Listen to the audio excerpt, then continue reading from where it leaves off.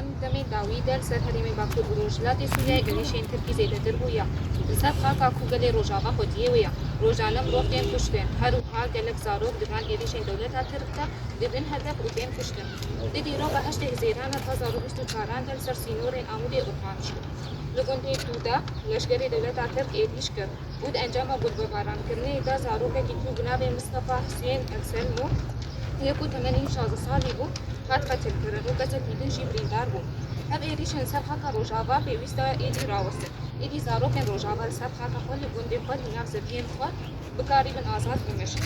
Bi navê rêxistina stêrka şopatî û parastina mafên zaroka bang li hemû kesên ku peywendî dikin mafên mirovan mafên parastina zarokan li hemberî van qetilkirina li hemberî van êrişên bertek nîşan bidin û qebûl wekin. Xwedî her zarok û her ciwan û her jinî û her mirovekî derkevin. Rêxistina stêrka şopatî û parastina mafên zarokan 11 Şeşat 2024